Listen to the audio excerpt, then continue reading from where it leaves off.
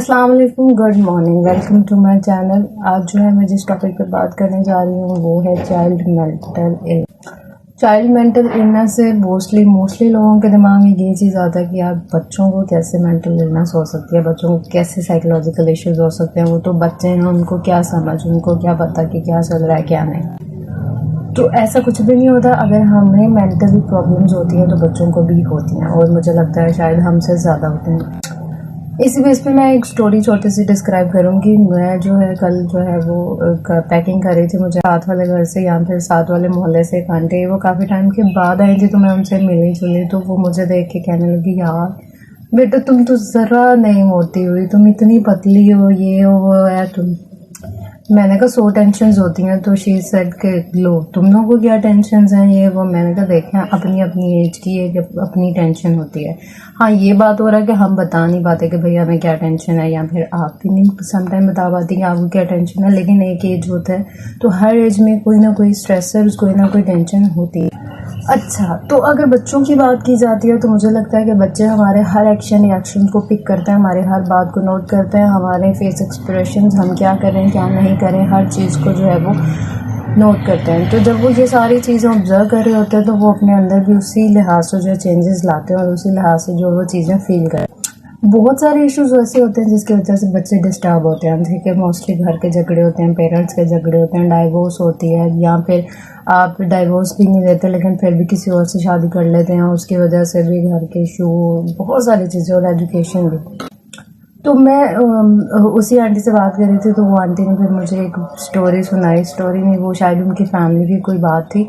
तो वो ऐसे मामा से डिस्कस कर रही थी। उन्होंने कहा कि उनकी जो उनकी जो बेटी थी, उनकी जेठानी या देवरानी, शायद उनके बेटे ने जो है वो सुसाइड कर लिया या फिर उसकी डेथ हो गई किसी तरह। तो उसके पीछे का सिनेरियो उन्होंने कुछ इस तरह से बताया कि उसके जो बाबा थे, यानी वो जो लड़की की डेथ हुई है रिसेंटली, और मतलब 14 से 15 साल का वो बच्चा था। तो उसकी जो डेथ हुई है, उसके जो फादर थे, उन्होंने जो है किसी और से शादी कर ली, ठीक है, अपनी बीवी को छोड़ के। यानी उनको डाइवोर्स नहीं दी लेकिन शादी कर ली और बिना बताए हुए इजाज़त भी नहीं ली। तो वो जो है वो फिर उसकी मतलब बच्चों की कोई परवरिश नहीं करते थे, उनका कोई सपोर्ट नहीं थी, फाइनेंशियली मेंटली डिस्टर्ब थे, हर चीज़ में वो जो है वो डाउन हो चुके थे। ठीक है, तो वो बच्चा वो चीज़ फील कर रहा था, वो फेस कर रहा था, स्ट्रेसर्स के घर के हालात क्या है, मैं कैसे करूँगा, मैं बच्चा हूँ, मेरी अम्मा के हालात क्या हैं, वो क्या फील कर रही है। तो इन सब को लेते लेते वो इतना स्ट्रेस्ड आउट हो गया कि उसको जो है साइकोलॉजिकल इश्यूज होने लगे।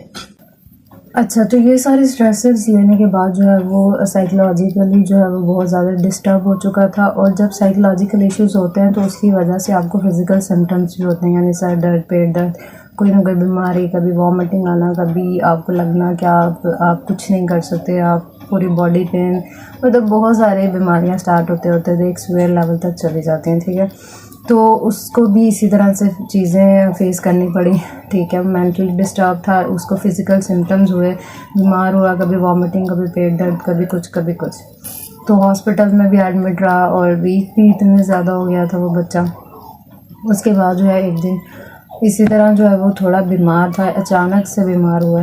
ठीक है, तो अचानक से बीमार हुआ रात के टाइम, और घर में सिर्फ वो और उसकी मम्मा ही थे क्योंकि उसके पापा तो छोड़ गए थे। तो जब वो उसकी मदर उनको लेके हॉस्पिटल जाने लगी तो कोई भी नहीं था साथ। तो फिर वो साथ वाला कोई लड़का था, वो उसको लेके गया। लेकिन जब हॉस्पिटल में एडमिट किया गया तो वो एकदम से जो है वो सीवियर सिचुएशन थी। डॉक्टर्स ने उस टाइम ओवरकम किया। ठीक है, पूरे एक दिन के बाद अगले दिन जब उन्होंने चेकअप किया तो पल्सेस वगैरह नॉर्मल थी। फिर उसके बाद जो है उसकी फैमिली को भी लगा कि चलो स्टेबल है। लेकिन कुछ टाइम के बाद जब आके चेक किया तो वो बच्चा जो है मर चुका था। यानी सबको लग रहा था कि हर चीज़ नॉर्मल हो गई, अब वो बिल्कुल ठीक है, लेकिन वैसा हुआ नहीं है। He become dead. ठीक है, आई डोंट थिंक सो कि किसी को भी समझाना पड़े कि मेंटल हेल्थ क्या होती है क्या नहीं होता। ठीक है, स्ट्रेसर्स को कम करें, कम करें, फैमिली में इंगेज रहें, एक दूसरे से सोशली एक्टिव रहें। ठीक है, जो हमारा फ्यूचर है, हमारा मुस्तकबिल है, ठीक है, हमारे बाद यहाँ हमारे रहते हुए इन्होंने ही आगे जो है पूरे मुल्क को संभालना है। अगर हम इनकी मेंटल हेल्थ की फिक्र नहीं करेंगे तो हमें कोई फ़ायदा नहीं है इतने जो है वो समझदार, इतने पढ़े लिखे होने का। ठीक, रियलिटी है। और ये मैंने बहुत सारी ऐसी चीज़ें फेस की, लेकिन ये मेरी पहली स्टोरी थी कि एक बच्चे की डेथ मैंने इस तरह से फेस किया। तो मैं उनसे डिस्कस कर रही थी कि इसी वजह से तो साइकोलॉजिस्ट होते हैं, लेकिन आप लोग उसको बॉदर नहीं करते। तो प्लीज़ अगर आपके घर में कोई इश्यूज़ हैं तो आप एक साइड पे बैठ के सॉल्व कर सकते हैं, ना कि बच्चों के सामने उसको जो है वो एक्सपोज करें कि क्या मसला क्या नहीं, ठीक है। और मैं एक बात उन औरतों को करना चाह रही हूँ, ठीक है, जिनको ये चीज़ समझ नहीं आ रही कि वो बंदा जिससे आप दूसरी शादी करने जा रहे हो वो ऑलरेडी जो है वो मैरिड है और उसकी कोई फैमिली है, उसके कोई बच्चे हैं। मुझे लगता है कि वो कहावत ठीक है, किसी ने सही कहा कि औरत ही औरत का घर बर्बाद करती है। तो क्या हम बेवकूफ़ हैं कि हमें नहीं पता कि हमें किसके साथ शादी करनी है, किसके साथ नहीं? तो इसकी वजह से पूरा एक बच्चा, एक पूरी लाइफ कुछ लोगों की डिस्टर्ब होती है और ख़त्म हो जाती है वो लाइफ, ठीक है।